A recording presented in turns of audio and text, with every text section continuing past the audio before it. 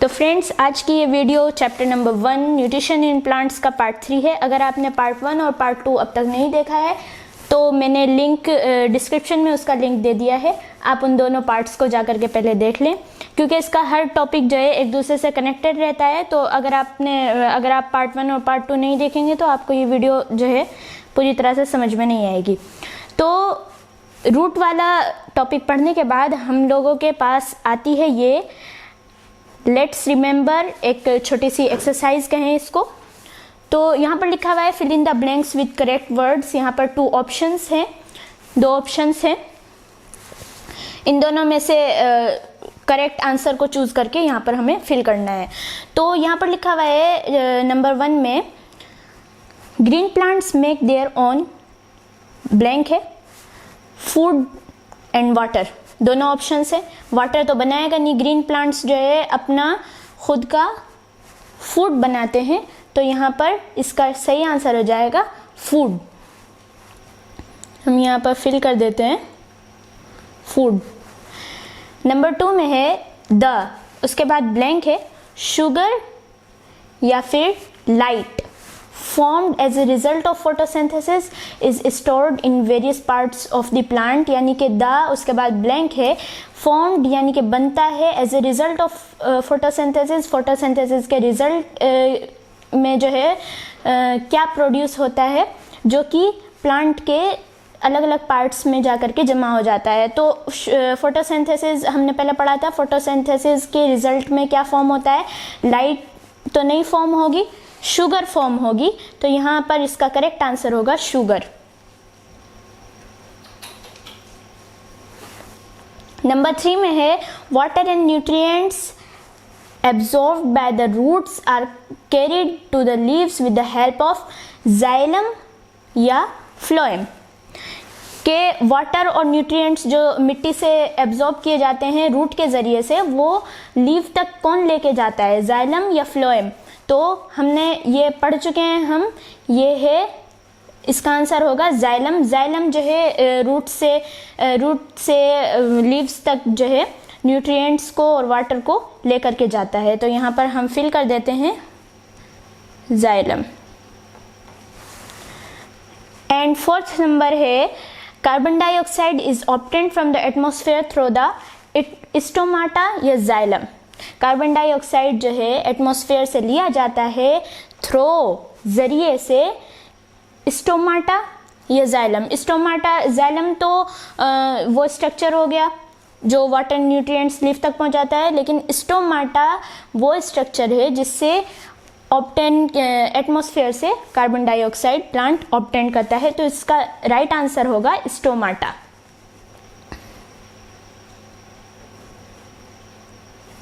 And the 5th and the last one is sugar is carried to various part of the plants by structure called xylem या phloem। के sugar जो photosynthesis होने के बाद जो sugar जो form होती है उसको प्लांट्स के अलग अलग पार्ट में कौन लेकर के जाता है, जाइलम नहीं, जाइलम नहीं होगा, यहाँ पर होगा फ्लोएम। फ्लोएम क्योंकि शुगर जब बन जाती है तो वो प्लांट के अलग अलग पार्ट्स में उसको लेकर के जाता है। तो यहाँ पर राइट आंसर होगा phloem.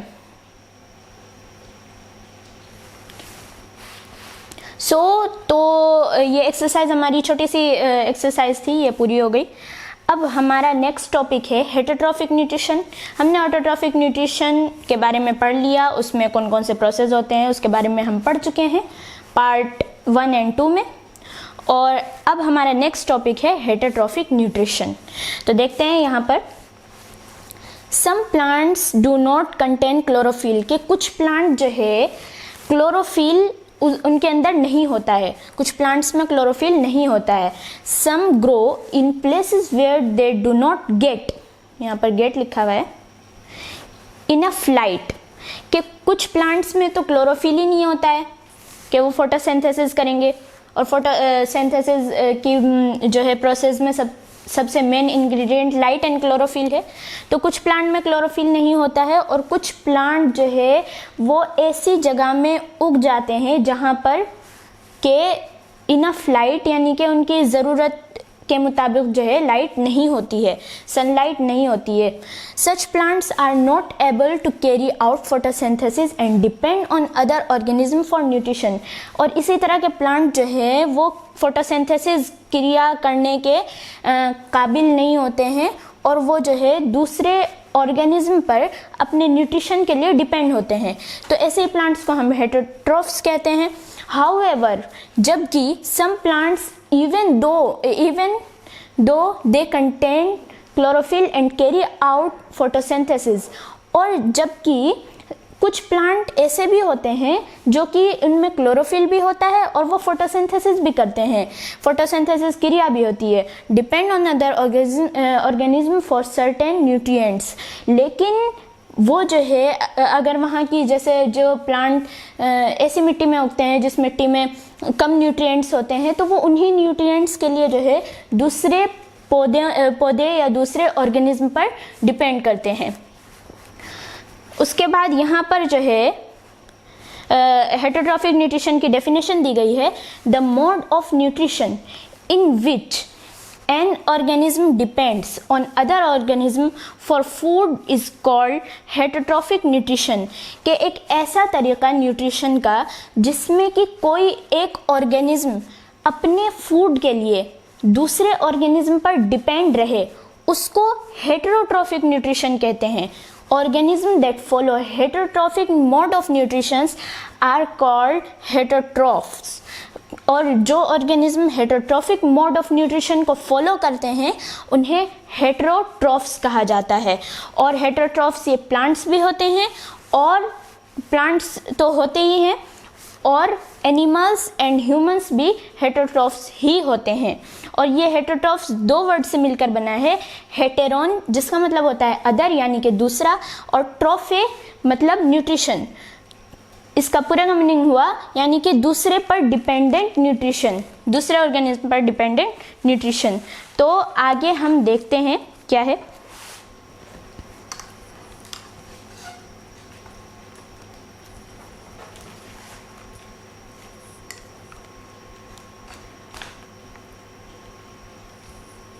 Yes.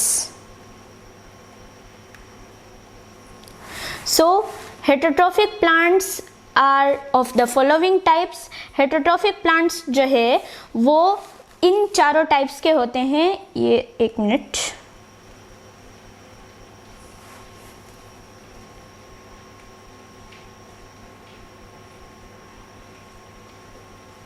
Yes, heterotrophic plant जो है वो इन टाइप्स के होते हैं। यानी कि हेटेरोट्रॉफिक, क्योंकि हम इसमें पौधे के बारे में पढ़ रहे हैं तो इसमें हम सिर्फ प्लांट्स के बारे में पढ़ेंगे। और यहाँ पर बताया गया है हेटेरोट्रॉफिक प्लांट्स जो हैं वो 4 टाइप्स के होते हैं। हेटेरोट्रॉफिक प्लांट्स जो है 4 टाइप्स के होते हैं। सबसे पहला है parasitic plants, parasitic plants, and second one is saprophytic plants, और थर्ड है इंसेक्टिवोरस प्लांट्स, और फोर्थ है सिम्बायोटिक प्लांट्स। ये चारों टाइप्स के जो है हेटेरोट्रॉफिक प्लांट्स होते हैं। Parasitic, saprophytic, insectivorous and symbiotic. You should have to learn it and let us learn more about them. और इन चारों के बारे में हम कुछ और जानते हैं। पैरासाइटिक प्लांट्स के बारे में यहाँ पर लिखा हुआ है, a parasitic plants is one that partially or completely depend on other plant called host for nutrition। के पैरासाइटिक प्लांट जो है वो दूसरे पौधे पर पार्शियली यानी कि कुछ थोड़ा बहुत डिपेंड होता है, कुछ प्लांट्स थोड़े बहुत डिपेंड होते हैं, सिर्फ न्यूट्रिएंट्स लेने के लिए डिपेंड होते हैं, और कंप्लीटली, और कुछ तो एकदम कंप्लीटली दूसरे प्लांट पे डिपेंड होते हैं। और वो पैरासाइटिक प्लांट जिस प्लांट पे डिपेंड होता है, जिस प्लांट पे डिपेंड होता है उसको होस्ट प्लांट कहते हैं, उसको होस्ट प्लांट कहते हैं। और पैरासाइटिक प्लांट वो प्लांट है जो कि पार्शियली यानी कि थोड़ा बहुत, और कंप्लीटली यानी कि पूरा ही डिपेंड ऑन अदर प्लांट्स, निर्भर करता है अदर प्लांट्स दूसरे पौधों पर। फॉर न्यूट्रिशन के लिए। एंड यहाँ पर लिखा हुआ है usually parasitic plants develop special roots, के आमतौर पर पैरासाइटिक प्लांट्स जो हैं उनके अंदर कुछ खास ऐसी रूट्स जो है डेवलप करती हैं which penetrate into the tissues of the host plant, जो कि दूसरे होस्ट प्लांट जिनसे उस पैरासाइटिक प्लांट्स को न्यूट्रिशन लेना होता है वो उनके टिश्यूज में पेनेट्रेट यानी कि छेद करते हुए घुस जाती हैं।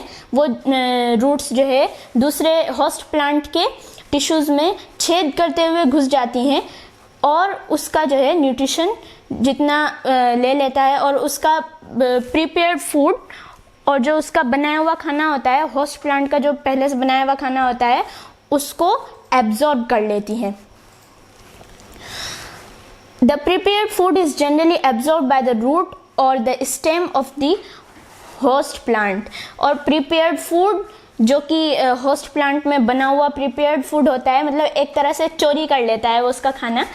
प्रिपेयर्ड फूड इज एब्जॉर्ब्ड, और प्रिपेयर्ड फूड जो है एब्जॉर्ब हो जाता है, एब्जॉर्ब कर लेता है पैरासाइटिक प्लांट थ्रू रूट और उसकी होस्ट प्लांट की जड़ों से या फिर उसके स्टेम्स से या फिर उसकी जड़ों से जो है वो पैरासाइटिक प्लांट होस्ट प्लांट की जड़ों से जो है उसका बना हुआ खाना एब्जॉर्ब कर लेता है। सम एग्जाम्पल्स आर कस्क्यूटा, जिसको डोडर भी कहा जाता है, एंड मिसलेटॉय। ये दोनों प्लांट्स हैं, ये दोनों जो है ये दोनों पैरासाइटिक प्लांट हैं। एग्जाम्पल दिया गया है और ये आप इसकी पिक्चर देख सकते हैं, ये है कस्क्यूटा। कस्क्यूटा यहाँ पर लिखा हुआ है इसके बारे में, जिसको डोडर भी कहा जाता है, has a short root and a long thread like stem.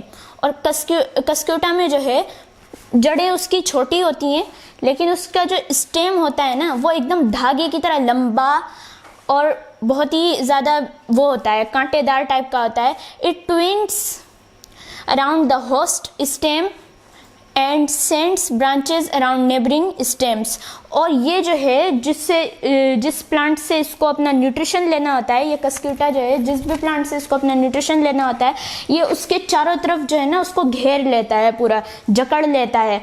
और उसकी जो स्टेम है वो पेनिट्रेट कर जाती हैं होस्ट प्लांट की रूट्स में या फिर उसकी स्टेम्स में। उसके स्टेम में जो है बना हुआ खाना रहता है और ये कस्क्यूटा जो है उसको चारों तरफ से घेर करके उससे जो है वो खाना एब्जॉर्ब कर लेता है। और अदर प्लांट है मिसलेटॉय, हैज़ लेदरी ग्रीन लीव्स। मिसलेटॉय का जो है मतलब बहुत चमड़े जैसी और ग्रीन उसकी पत्तियां होती हैं। And it can make it's on food, और ये जो है अपना खाना खुद बना सकता है। हाउएवर, लेकिन जबकि the plant still depends on the host for minerals and water, क्योंकि इसकी रूट जो है उस काबिल नहीं होती या फिर ये उस तरह की मिट्टी में उगता है जहाँ पर इनफ वाटर या इनफ मिनरल्स नहीं होते हैं, तो वो जो है उसी वाटर और मिनरल्स के लिए होस्ट प्लांट पर डिपेंड रहता है ये प्लांट। तो ये भी पैरासाइटिक प्लांट की जो है कैटेगरी में आ जाता है। एंड देन यहाँ पर लिखा हुआ है in a parasitic relationship only the parasitic plant benefits. और जो पैरासाइटिक रिलेशनशिप जो होती है मतलब दो प्लांट्स के बीच में वो उससे खाना एब्जॉर्ब कर रहा है, तो जो पैरासाइटिक प्लांट्स बेनिफिट के जो पैरासाइटिक प्लांट्स हैं वही उसमें उन्हीं को फ़ायदा होता है और जो होस्ट प्लांट है उनको नुकसान होता है, क्योंकि वो उसका प्रिपेयर्ड फूड जो है एक तरह से स्टोल कर लेते हैं। और the parasitic plants harm the host plant to get some extent by slowing down its growth and sometimes causing heavy damage। और पैरासाइटिक प्लांट्स जो है वो होस्ट प्लांट को हार्म करता है और जो है उसकी ग्रोथ को स्लो डाउन कर देता है, उसकी ग्रोथ को जो है बहुत ज़्यादा घटा देता है, उसकी ग्रोथ रेट को, और कभी कभी वो बहुत ज़्यादा नुकसान पहुंचा जाता है, और कभी कभी तो parasitic plants rarely, however A parasitic plants rarely kills the host plant, और जो है पैरासाइटिक प्लांट्स आहिस्ता आहिस्ता आहिस्ता आहिस्ता करके होस्ट प्लांट को मार देता है, ख़त्म कर देता है। और हमारे यहाँ कुछ ऐसे पौधे होते हैं जिनको मतलब लगाना, बेल वगैरह जो होती हैं वो अगर किसी पेड़ पर लग जाती हैं तो वो उस पेड़ को, उसकी ग्रोथ रेट भी कम हो जाती है, वो पेड़ पूरा सूख जाता है।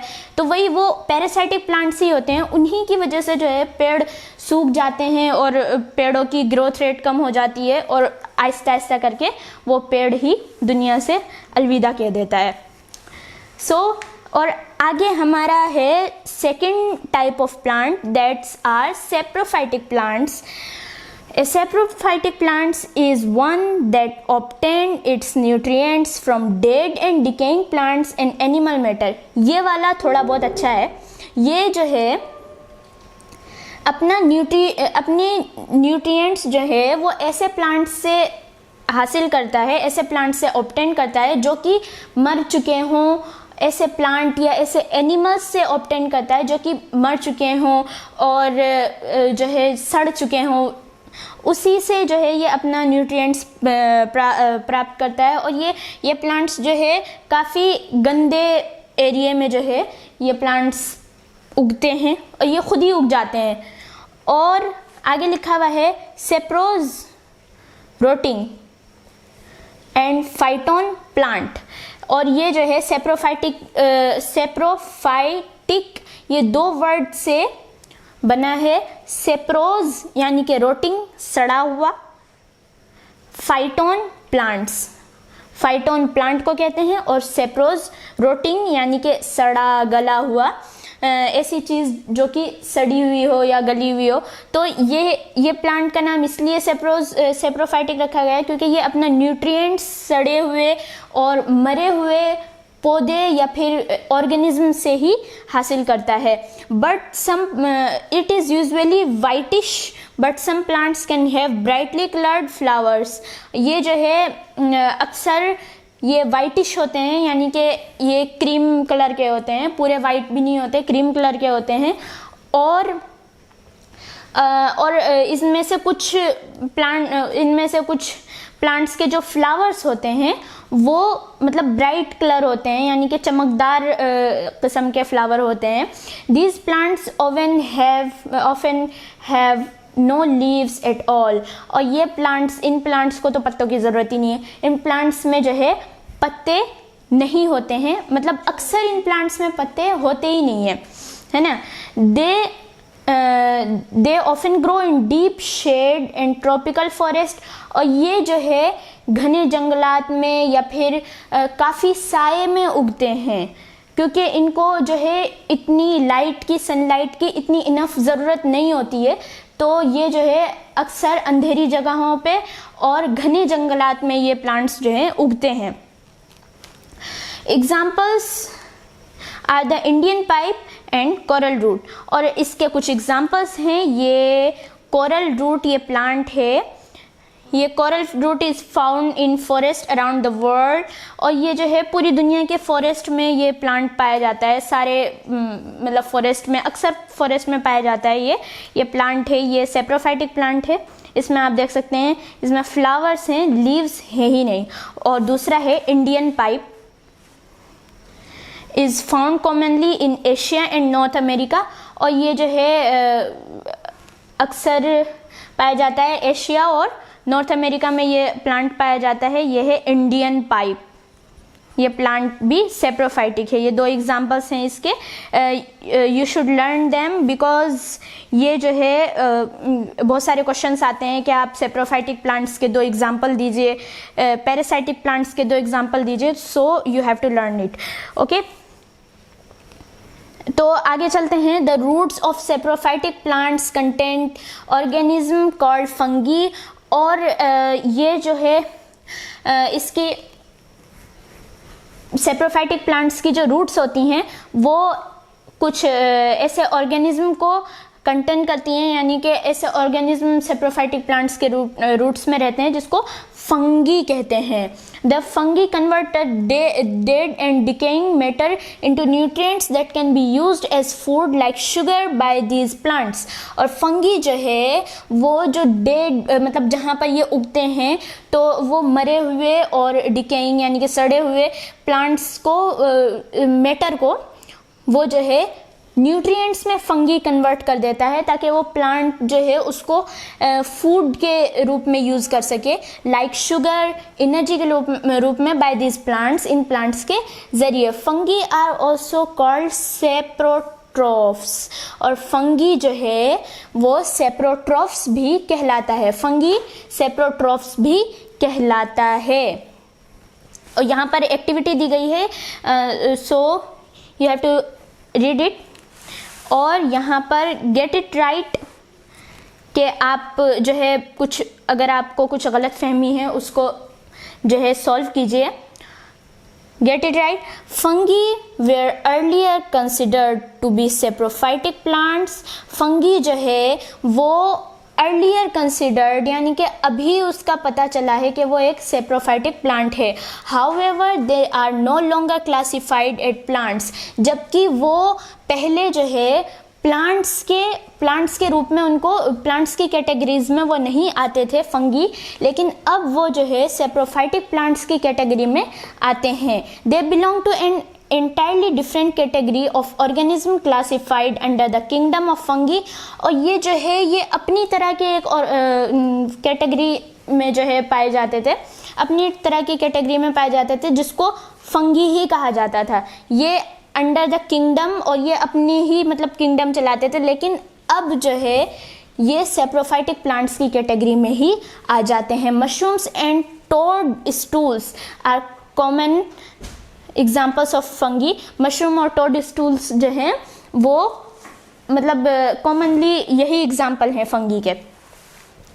ये ना पहले ये फंगी जो है पहले ये प्लांट की कैटेगरी में नहीं आता था, ये अपनी ही एक कैटेगरी इसकी थी जिसको फंगी ही कहते थे।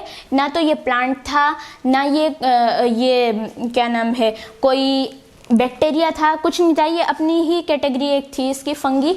लेकिन अब जो है इसको सेप्रोफाइटिक प्लांट्स में की कैटेगरी में लाया जाता है। तो आज की इस वीडियो को यहीं तक रखते हैं। अगर आपको ये वीडियो थोड़ी सी भी फ़ायदेमंद लगे तो इसको लाइक करिए और स्टूडेंट्स के साथ शेयर करिए, और अपने क्वेश्चंस और अपने मशवरात जो है कमेंट बॉक्स में मेंशन कीजिए।